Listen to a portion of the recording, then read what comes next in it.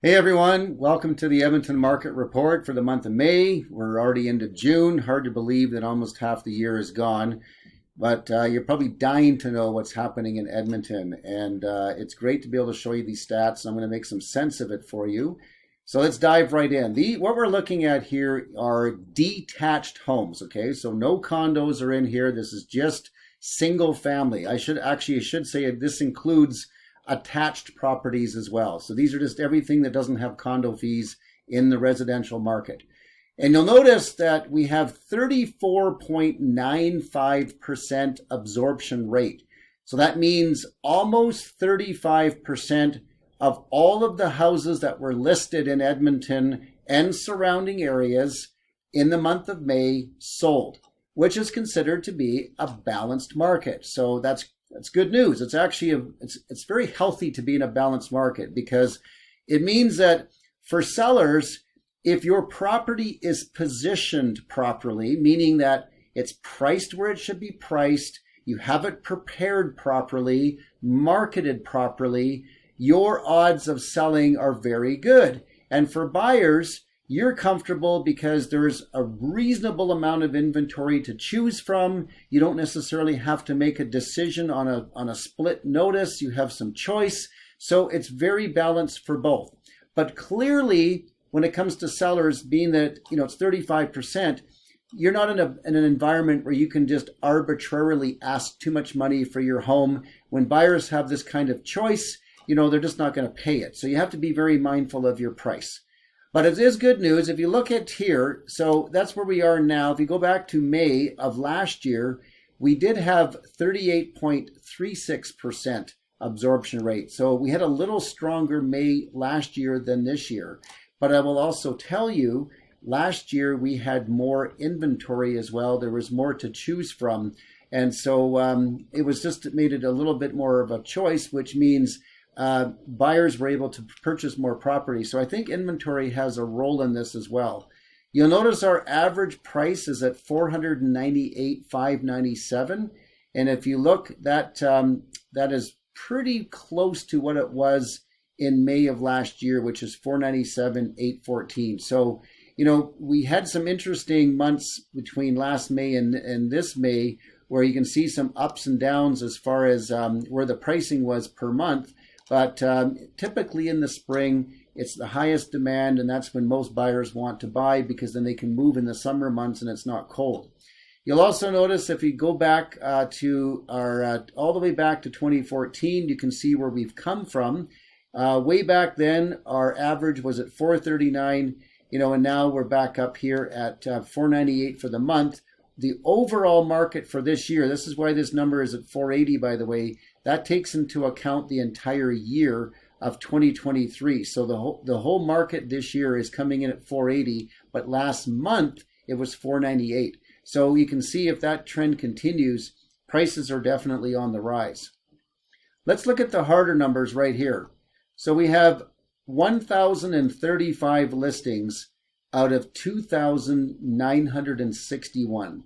So that's some hard numbers there to see. So that's, like I said earlier, if you're selling your home, not every house is selling. And I can tell you from experience, if your house isn't selling, there's a reason. And it usually comes down to not properly prepared, not properly priced, and not properly marketed. So those are the three things we look for when houses aren't selling. Here's the hard numbers. There again, 1,035. Last year in May it was 1,135. So it's slightly down, averaging about 41 days on the market. But take into consideration this: when people make an offer and they have conditions, let's say of 2 weeks, that's factored into the days on market. So realistically speaking, houses are selling within about 15 to 20 days. And I can tell you right now, if your house is positioned properly, you should have no problem getting under contract with a buyer within 2 weeks. Now, look at market distribution. This is my favorite chart. 27% are looking for homes 300 to 400,000. That's where they sold.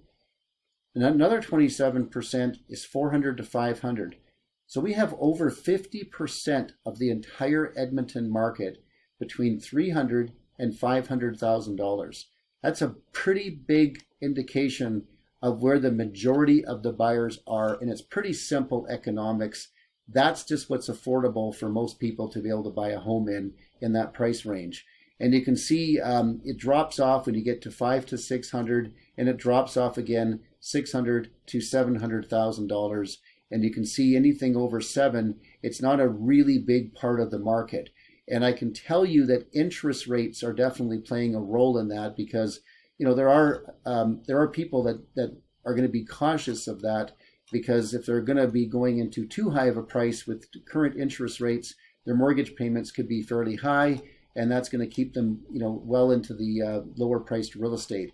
And I think we're probably going to continue to see that that kind of buying in the next while anyway. I wouldn't want to predict for how long, but definitely people that want to get into that market, 300 to 500, it's affordable even with today's interest rates. It's still cheaper to own than rent. And of course, why would you want to just put money into somebody else's bank account when you can put it into your own by owning a property? And I think there's a good indication of that with the amount of activity that we do have. All right, so let's take a look at condos. A little bit of a different story here with condos. We're more in a buyer's market for condos in Edmonton. 17.22% absorption rate. So you sellers, if you're watching this video and you're thinking of selling your condo, you absolutely 100% need to be priced bang on. Obviously you don't want to leave money on the table, but you need to be priced fairly with all the competition you're going to have with all of the other condos. You need really good marketing to attract the right buyers, and there's no question you need to make sure your condo looks its best.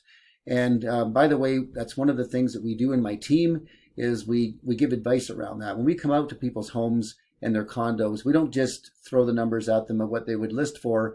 We also show them ways that you can increase the value, and we also go over a negotiation strategy as well, because that's a very important part of the business, especially when you have a situation where the buyers are more in control. They have a lot of choice. Stuff isn't selling as quick when it comes to condos, so you definitely have to pay attention to that. So if you look over here, last year was 24.73%, so we've really dropped off. And I think there's just been a little bit more of a demand for single family dwellings. Our average price, $181,780, and you can see that's actually down from last year. It was $206,608. But if you look at the overall year, we're at $182 for the whole year of 2023, and that's down considerably from way back in 2014. So you can see we have not had a good run when it comes to condos in Edmonton all the way since 2014. We peaked, those years of 2014, 2015, and we've never really recovered as of yet. We just haven't had the demand. So I'm sorry it's not great for condo owners, but if you're a buyer looking for these properties, stuff is definitely on sale. And I think we're seeing more and more people coming from other parts of Canada that want to invest in Edmonton on this, because you can get in to these condos for a major city like Edmonton for a pretty low price. Here's our active numbers right here, 316 out of 1835. So like I said earlier, this is why if you want to be one of the 316 that sells, you definitely have to be positioned correctly. There's a lot of people that are pricing their condo based on what they paid for it. And it's sad to say that many of these people, if they want to sell, would have to take a loss from where they paid. That's just the reality of it. But there's a lot of people that are reluctant to do it, so they just go on hoping that they can get back the money that they paid for it. And that just doesn't usually happen, because buyers are looking for value and they have choice and they do their homework and they go and visit lots of other condos, whereas the owners of these condos generally don't visit their competition. They tend to look at it just through the fact that I don't want to lose money, where buyers look at it through the lens of, well, I'm just looking at shopping around and looking for the best value. Now you can see we've had a pretty big drop from 316 sales where we had 591. A little bit unusual for this time of year to see that kind of a drop. I couldn't even tell you exactly why that's happening, but that's just how it is. And it just might be the higher demand, for whatever reason, seems to be single family dwelling or attached properties without condo fees. I think for the most part, most buyers in a perfect world would like to own a property without condo fees, and the condos is more of a second choice. But for many first-time buyers, it's the best choice because they might not be able to afford to get into the market if they have to move to a single-family dwelling. 56 days on average for the ones that have sold. Obviously, there was a whole bunch that didn't, so that goes on a lot longer, but this is just for the ones that did sell. And you can see right here, literally 67.87% of the market is under 200,000. It just drops right off a cliff when we go to 200 to 300, and then past 300, there just isn't much of a market at all for condos in Edmonton. So this gives you a pretty good idea of what the market looks like. But let me emphasize this. If you are thinking of selling, you have to obviously look at the community that you live in. These are just overall stats for the whole city and surrounding area. Every community is different. Every home is different. That's why I've been doing this for a long time. My partner and I have been doing it for a long time. So we're able to analyze very, very carefully at all of the different features that each property offers within that community.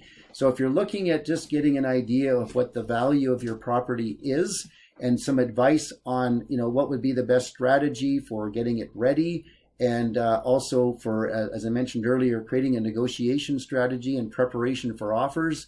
We do this. Our initial consultations don't cost anything. We never come in with any expectations other than provide the information. And from there, you can take that and make a decision as to whether this is the right time to sell or whether we would be the right people to do it for you. If you're buying, I highly recommend do something that most people don't do.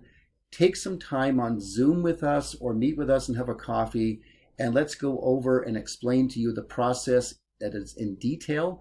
I've written 2 books, one on how to sell your home, one on how to buy. I always give a free copy when I meet with people, but it's amazing how many buyers don't take the time to learn how to buy a home. They end up just going out and start looking, and then when they find something that they like, all of a sudden, they don't know what questions to ask. They don't know what to look for. They're like a deer in headlights, and mistakes can be made. It's so much better if you're prepared and you get a detailed description of what you're trying to find. And believe me when I tell you, we find things that you probably can't even find. So working with someone who's been doing it a long time, that knows what they're doing, we can oftentimes come up with properties. We've surprised buyers where they walk in and go, wow, this is it. This is really the place I was looking for. I can't believe you found it. And sometimes it's not even exactly where you thought it was going to be. But, we're able to read between the lines because we've done this for a long time and we understand it. So all you have to do is just reach back out to us and hope to hear from you. So hope this has been a helpful video, and we look forward to seeing you next month.